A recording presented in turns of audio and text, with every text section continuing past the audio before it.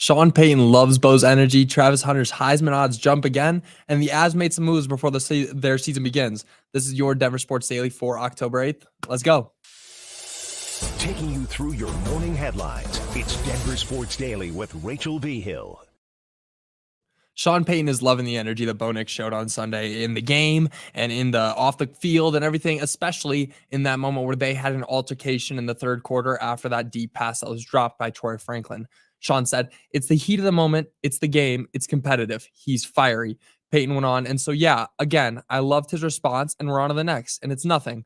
That's great. That's exactly how a coach and a player should act towards each other. And not only a player, but your QB, your rookie QB, who's come in and it's his job to lead the team. So that's amazing that Sean is giving him his flowers there, because that's exactly what you're supposed to do. I mean, I know we saw last year where Russell Wilson would get yelled at by Sean Payton and would just take it like a little kid. Like, that's not how you're supposed to react as a leader on and off the field. You're supposed to tell the coach when he might be wrong. It is your job as a leader on the field, and it's his job as a leader off the field to keep each other in check. So having Bo do that showed a lot of maturity from him. And I think that that's exactly what this team needed to show that, Sean Payton is a man. Like, he makes mistakes, and Bo Nix is too. He's a kid and he's going to make mistakes, but that's exactly what you need on those, like, for those two players. They need that kind of, they butting heads. That's good. That's good. And obviously it's amazing to see that they both love each other still.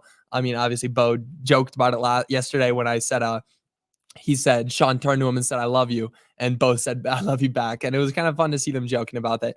But also Troy Franklin spoke after dropping that pass. He goes, "My guy's going to speak his mind. If he has anything to say, he's going to let us know what he's seeing and keep us motivated." So Troy obviously had that drop pass, and they were teammates together in Oregon. So they already have that chemistry built together. But it is a big mistake as a rookie to drop such a deep ball on a perfectly placed ball. 45-yard touchdown would have been if he would have caught it. But it's great that Bo is holding him accountable and Troy Franklin's holding himself accountable, and he can be looked at as leader in that locker room. I'm loving the energy that they have in this locker room right now. It's amazing. It's great that they have an ability to, mold and speak their minds with each other. So I'm really loving this energy. There's a lot of great things coming in the Broncos' future. Now, moving on, Travis Hunter's Heisman odds continue to grow, but there's a new number one candidate. The odds makers in Vegas doubled Travis Heisman odds even before he was on a bye this week. Now, being on the bye this week, people might be asking why his odds doubled. That's because Alabama, Jalen Milroe was the number one candidate, but Alabama took a crushing blow to Vanderbilt, which is hilarious. I'm a fan of it. I don't want Alabama to win. I'm not an Alabama fan. Not one of those people that's going to say roll tides. Vanderbilt taking him down. That's absolutely hilarious. I don't know if anybody's seen that interview from a couple years ago where that one player on Vanderbilt, they won a game and they said, this is SEC ball. Alabama, you're next. And then, they blow him out next game. Vanderbilt lost. So it's good to see that Vanderbilt finally got their get back. But, Jalen Milroe fell off. So he's not the number one in the Heisman odds anymore. Travis has stayed at 2. His odds have gone up, but the new number one candidate is Ashton Genty, who is coming off the back of a 186-yard, 3-touchdown performance that he got just in the first half. 186 yards and 3 touchdowns just in the first half. And you want to know what's crazy about that? His averages went down. After a 186-yard, 3-touchdown rushing performance.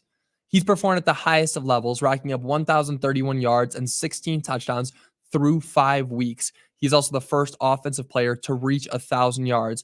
Now, Travis Hunter has also been getting some stats. Hunter has 561 receiving yards and 6 touchdowns through only 4 games to go along with 15 tackles, 2 interceptions, and a game-winning forced fumble. So I think those two are going to be butting heads all year. The season is coming towards the back end, but those two are going to be those finalists going up against each other. So I'm very, very excited to see where that's going to play out, what's going to happen. There's also that new Ryan Williams kid in Alabama who's nuts. So there's going to be a lot of watching, where each player is going to move. There's going to be a lot of movement still. Nobody's solidified yet, but Travis is still in that top 2, top 3 range. So it's going to be very, very close towards the end of the season. Now, moving on, the Colorado Avalanche made some moves as they look to finalize their roster before the season begins tomorrow. Can you believe that? We have Avalanche soccer back to soccer. Geez, we have Avalanche hockey back tomorrow. It's going to be great. The Avs take on the Las Vegas Golden Knights tomorrow in Vegas to kick off their 2024-25 season. Now, the Avs sent several players down to the AHL, but most notable were Nikolai Kovalenko and Ivan. The players that were most likely sent down was to make space for inactive players to put them in the proper place. Gabe Landeskog, Tucker Poolman, and Arturi Lehkonen are expected to go on long-term reserve, as well as the suspended Val Nichushkin. I'm just going to push him to the side. I don't want to talk about him anymore. I'm shocked he's still on the team. I can't believe that. Gabe Landeskog, we've talked about, he is not looking to come back anytime soon from what the trainers have said. It is going to be a while before we'll see him on the ice. Arturi Lehkonen is going to get a reevaluation at the end of this month, but still, he is going on long-term reserve, so it's going to be a while before we probably see him out. And I've said it, I don't know that this team is going to be able to compete at the highest of levels like they were last year, 2 years ago, 3 years ago. So I mean, I'm confident that they can still play well, but with those players, Gabe Landeskog, Arturi Lehkonen, and Val Nichushkin all out, it's going to be hard. It's going to be really hard for the Avs to be as great as they were a couple years ago. But, with that, there are always movements. Maybe there are kids that come in who are, going to take away. They're going to be amazing and they're going to play at the highest levels, but it's just not looking great. But the NHL is kicking off tonight. It's opening night for the NHL. What did I say yesterday? Best time of the year. We got playoff baseball. We got football in full effect. We got hockey starting tomorrow. Basketball starting in a couple weeks. This is the best time of year. Get excited, guys. We're in it. We're in it right now. Now, as I said, the MLB playoffs are going on right now. The NL and AL divisionals are all evened up after the Detroit Tigers beat the Cleveland Guardians 9-3, and the Kansas City Royals took down the New York Yankees 11-7. All 8 teams are knotted up at 1-1 in their respective series. We got more games tonight, but every team is knotted up. And look at those scores: 11-7, 9-3.